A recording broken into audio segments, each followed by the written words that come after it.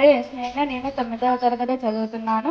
నేను ఇప్పుడు తనికెళ్ళ భరణి గారు ఆలపించిన నాన్నెందుకు వెనకబడ్డాడు అనే కవిత గురించి చెప్పబోతున్నాను. అమ్మ 9 నెలలు మోస్తే నాన్న 25 రెండూ సమానమే. అయినా నాన్నెందుకో వెనుకబడ్డాడు. ఇంట్లో జీతం తీసుకోకుండా అమ్మ, తన జీతం మొత్తం ఇంటికే ఖర్చు పెడుతున్న నాన్న, ఇద్దరి శ్రమ సమానమే. అయినా అమ్మ కంటే నాన్నెందుకో బాగా వెనుకబడ్డాడు. ఏది కావాలంటే అది వండి పెడుతూ అమ్మ, ఏది కావాలంటే అది కొని పెడుతూ నాన్న, ఇద్దరి ప్రేమ సమానమే. అయినా నాన్నెందుకో బాగా వెనుకబడ్డాడు.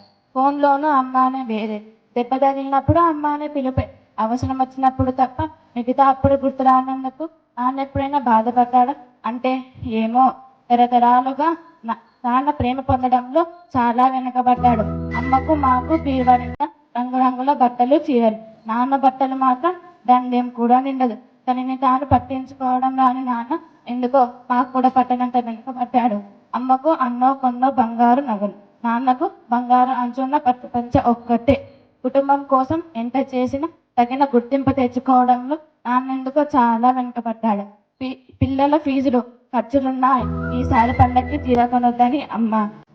ఇష్టమైన కూరని పిల్లలు మొత్తం తినేస్తే ఆ పూటకి పచ్చడి మెతుకులతో ఇష్టంగా తినే నాన్న, ఇద్దరి ప్రేమ సమానమే. అయినా అమ్మ కంటే నాన్నెందుకో బాగా వెనుకబడ్డాడు. వయసు మళ్ళాక అమ్మ అయితే ఇంట్లోకి పనికొస్తుంది, నాన్నెందుకు పనికి రాడని మేము తీర్మానం చేసుకున్నప్పుడు కూడా వెనుకబడింది నాన్నే. నాన్న ఇలా వెనుకబడిపోవడానికి కారణం మా అందరికి వెన్నముక్క కావడం. వెన్నముక్క వెనుకునడం బట్టే కదా మనం ధన్యుగా నిలబడగలుగుతున్నాం. ఇదేనేమో నాన్న వెనుకబడిపోవడానికి కారణం. అందరికీ ధన్యవాదాలు.